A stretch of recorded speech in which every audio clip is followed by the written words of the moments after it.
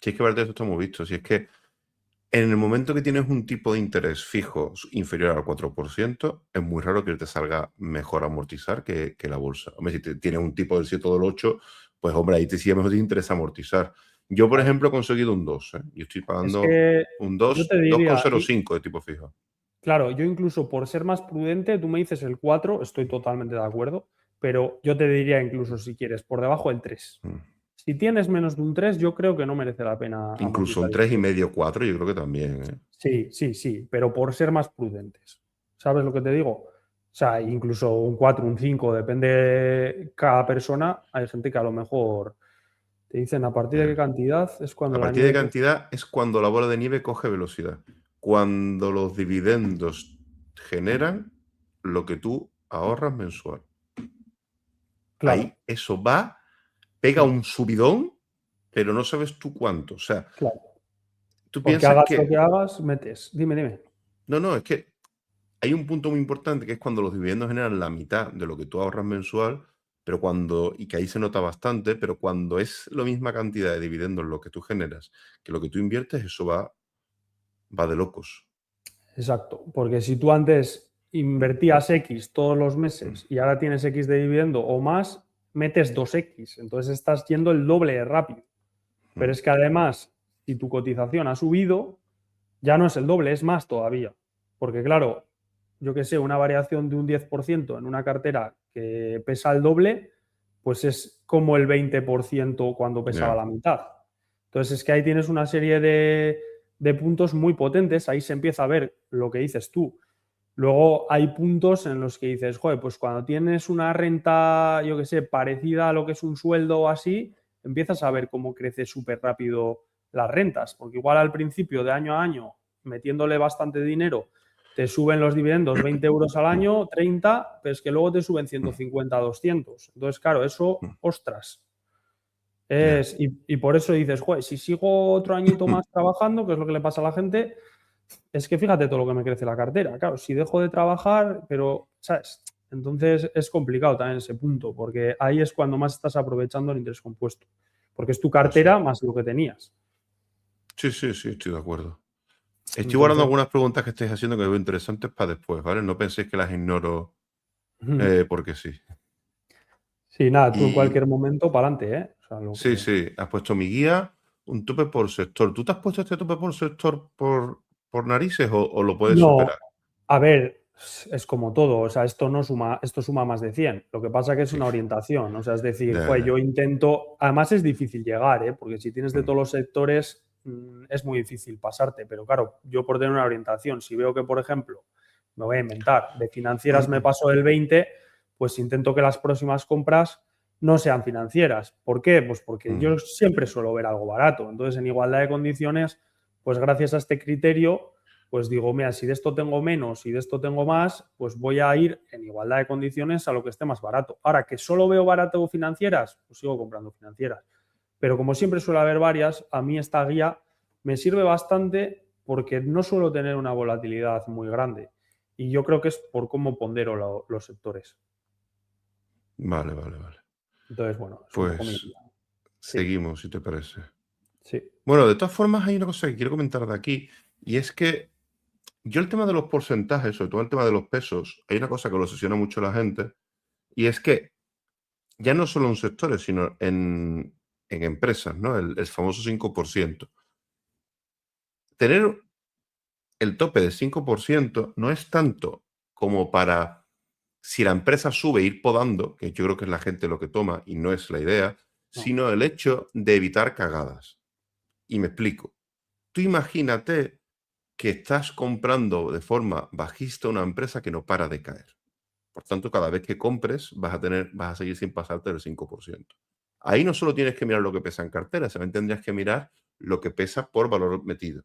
Y en ambos caminos tendrás que ver qué es lo que interesa. ¿Por qué? Porque son situaciones en las que si la empresa no para de caer y tú empiezas a ponderar más de la cuenta y a lo mejor es un error, puede ser mucho más grande que un 5%. Lo del 5% es una regla no escrita que nos hemos puesto nosotros para comprobar ciertas cosas y entender que los errores no pueden ser un gasto brutal en la cartera, que sean un vende un 30%. Entonces, si apostamos un vende un 30%, tenemos que estar hiper mega seguros. Y eso no significa que si una empresa empieza a subir y a crecer, tengamos que podarla. Yo entiendo que si tú tienes una cartera joven y te pesa un vende un 30%, te asustes, pero no pasa nada. El problema es que tuvieses una cartera vieja de 1 millón o 2 millones de euros y tuvieses un vende un 30% en una empresa por revalorización. Ahí yo te puedo entender. Pero la gente que está empezando no. Yo puedo asegurar que tiene 1 millón, 2 millones de euros, luego no poda tanto como parece.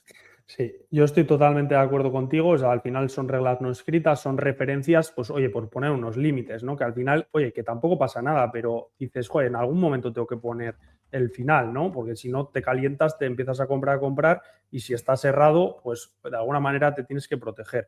Y luego también al principio tiene muchísima importancia el diversificar, pues eso, sobre compras y todo esto, que no pases del 5 más o menos, pero a medida que va pasando el tiempo, también tienes que tener en cuenta la diversificación de tus rentas. Porque ya cuando empiezas a vivir, lo que no quieres es que todas tus rentas dependan de pocas empresas. Entonces, eso ya con el tiempo. Es que además es una movida y yo eso lo puedo entender, pero creo que tiene sentido podar cuando la gente no poda, que es cuando al final de su cartera.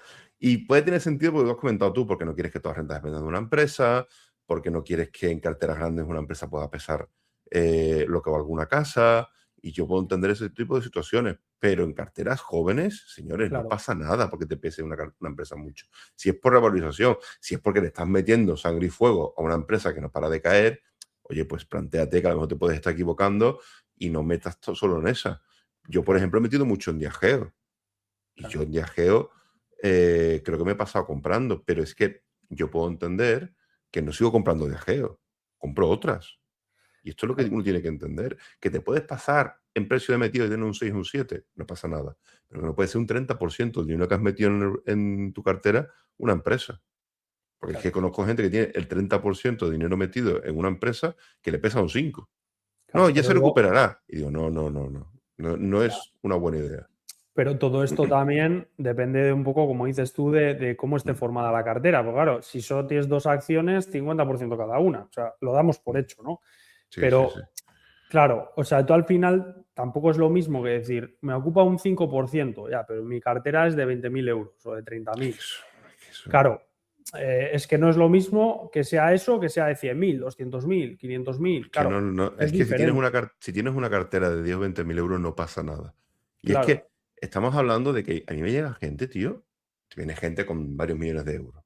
Y sí, pero hay gente que digo, tiene, tengo mucho dinero ahorrado y dice, tengo 10.000. Y digo, señores, eso no es mucho dinero ahorrado. Lo siento mucho, pero no lo es.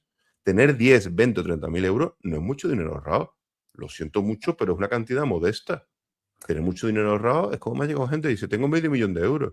Me llegó un amigo el otro día que tiene medio millón de euros en acciones de Apple. Y digo, hostia, pues, pues te toca rotar. Y dice, que dice, con esto yo, si lo roto a dividendos, podría vivir. Y digo, de sobra, claro. hombre, de sobra. Y Hombre, me y lo decía que... el amigo, pero ¿cómo voy a poder vivir con esto? Pues si Apple me da muy poco, digo, es que Apple da poco. Pero con medio millón de euros en cartera de dividendos buena te puedes sacar 2 o 3 mil pavos al mes. Sí, sí. Ahora, Bueno, con 20.000 euros no. no, a ver, 20.000, 30.000, eso es un indicativo de que, oye, la persona está haciendo las cosas súper bien, porque, Sí, oye, ahorrar 20.000, 30.000 euros es complicado. sí, Y, es oye, complicado, pero no es una cantidad grande, Dani. no, pero quiere decir que vas por muy buen camino, que estás haciendo las Sí, cosas fenomenal y que estoy correcto. seguro de que si aprendes te va a ir fenómeno. Porque hay gente que no es capaz de ahorrar esas cantidades. Es que es No, no, complicado. no, está claro. Y aparte te digo una cosa, esos 20.000 euros, si los hubiera invertido en bolsa durante varios años, podrían ser el doble o el triple. Entonces, Claro, ese dinero te va a venir bien como colchón para poder exacto, empezar a invertir con más tranquilidad, exacto, invertir cada mes un poquito y ese dinero tenerlo guardado por si te viene cualquier cosa, pero es un colchón claro. para un gasto de un año, pero es lo que es. No Aguantar la podemos volatilidad. darle es que me llegan de vez en cuando alguna gente como si eso fuese una cantidad inmensa. Lo Correcto. siento, pero vamos a ver, el salario de un año no es una cantidad inmensa. Lo siento, pero no. Y 20.000 euros para mucha gente es el salario de un año. El salario de un año no es una cantidad inmensa. No lo es.